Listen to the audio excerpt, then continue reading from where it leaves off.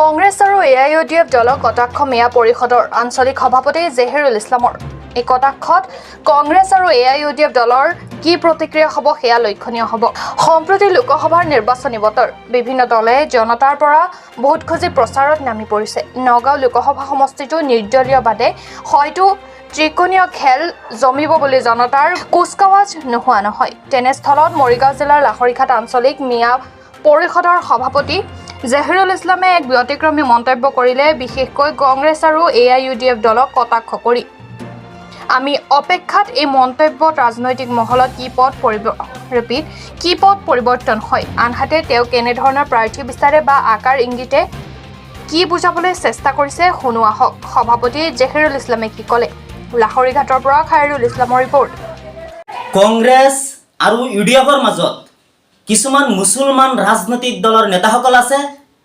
সেই মুছলমান ৰাজনৈতিক দলৰ নেতাসকলৰ কাৰণেই আমি মেয়াসকলে বিভিন্ন সুখ সুবিধাৰ পৰা আৰু অধিকাৰৰ পৰা বঞ্চিত হৈছোঁ। তেওঁলোকে নিজৰ পৰিচয়টো ঠিক কৰিব পৰা নাই। তেওঁলোকে নিজৰ ভোট বেংকৰ স্বাৰ্থত মেয়া পৰিচয় বাদ দি পেলাই সংখ্যালঘু মুছলমান পৰিচয়েৰে শব্দ ব্যৱহাৰ কৰি মিয়াসকলক বিপদত পেলাইছে। আমি কোনোদিন দেখা নাই মেয়া জনগোষ্ঠীৰ জনজাতিকৰণৰ মৰ্যাদা, মেয়া জনগোষ্ঠীৰ উন্নয়নৰ ক্ষেত্ৰত মিয়াসকলৰ স্বীকৃতি লাগে বুলি সদনত কোনোদিন উত্থাপন কৰা নাই। আৰু বিগত 40টা বছৰ যেতিয়া কংগ্ৰেছ চৰকাৰ আছিল, তেতিয়া কংগ্ৰেছ চৰকাৰে ইচ্ছা কৰিলে গৰাখহনীয়া সমস্যা, ডিৰ সমস্যা, ভূমিৰ পাট্টা, এনআৰচিৰ সমস্যা, ৰাস্তা ঘাট এনেকুৱা বিভিন্ন নিবনুৱা সমস্যাখিনিও সমাধান কৰি দেখুৱাব পাৰিলেহেঁতেন, কিন্তু তেওঁলোকে কৰা নাই। তেওঁলোকে কৰিছে নিজৰ ভোট বেংকৰ স্বাৰ্থত নিজৰ চিন্তা কৰিছে, নিজৰ খানদানৰ চিন্তা কৰিছে আৰু বিভিন্ন ঠাইত অট্টালিকা বিল্ডিং বনাইছে আৰু ৰাইজক ভোট বেংক হিচাপে ব্যৱহাৰ কৰি আহিছে। আৰু গতিকে সেনেকুৱা ৰাজনৈতিক দলৰ নেতাসকলক আমি বিচৰা নাই।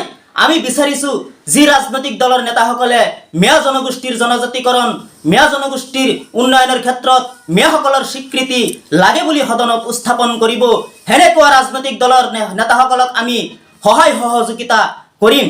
আৰু কংগ্ৰেছ দলৰ যি নেতাসকলে ৰাইজক বুজাইছিল যে আপোনালোকে ইউডিএফত ভোট দিলে বিজেপিত ভোট দিয়া হ'ব আৰু বিজেপিত ভোট দিলে অসমত মুছলমান থাকিব নোৱাৰিব, নিলজ্জ দীক্ষাত জনাইছোঁ।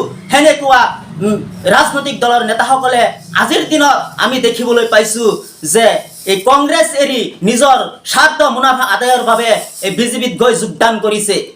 আৰু 2006 চনত যেতিয়া কংগ্ৰেছ চৰকাৰ আছিল, তেতিয়া অসমৰ মুখ্যমন্ত্ৰী তৰুণ গগৈ চাহাব আছিল।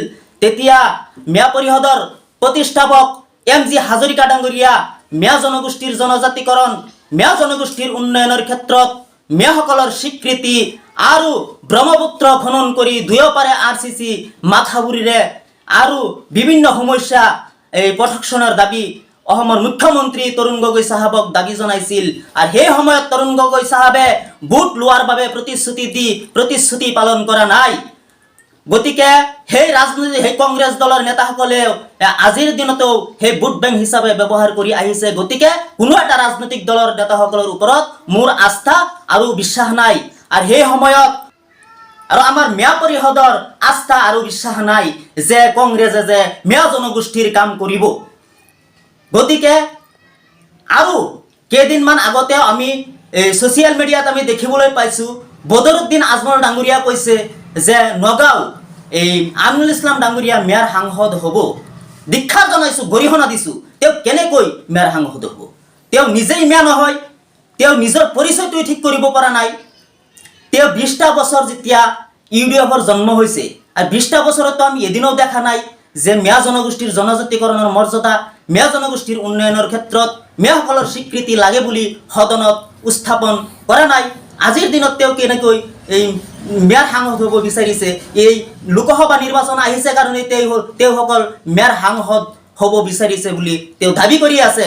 কিন্তু এনেকুৱা সাম্প্ৰদায়িক বিতৰ্ক যাতে আৰু কেতিয়াও নকৰে, অসমীয়া জাতিৰ মাজত যাতে বিভাজনৰ সৃষ্টি নকৰে। আমি অসমীয়া জাতিৰ মেয়া জনগোষ্ঠীৰ বৃহত্তৰ অংশখিনিক আপোনালোকে থান কৰিবলৈ চেষ্টা নকৰিব।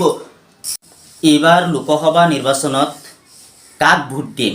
এতিয়ালৈকে আমি ৰাইজৰ ভাল কাম কৰা এজনো যি ৰাজনৈতিক দলৰ নেতাসকলে মিয়া জনগোষ্ঠীৰ হৈ কাম কৰিব আৰু অসমীয়া জাতিৰ স্বাৰ্থত কাম কৰিব সেনেকুৱা প্ৰাৰ্থীক আমি সহায় সহযোগিতা কৰিম আৰু যি ৰাজনৈতিক দলৰ নেতাসকলে মিয়া জনগোষ্ঠীৰ জনজাতিকৰণৰ আৰু মিয়া জনগোষ্ঠীৰ স্বাৰ্থত অসমীয়া জাতিৰ স্বাৰ্থত উন্নয়নৰ ক্ষেত্ৰত কাম নকৰিব তেওঁলোকৰ বিৰুদ্ধে আমি তীব্ৰ বিৰোধিতা কৰি যাম স্পষ্ট কথা মোৰ পৰিচয় লাহৰীঘাট আঞ্চলিক অসমীয়া পৰিষদৰ সভাপতি মোৰ নাম জহিৰুল ইছলাম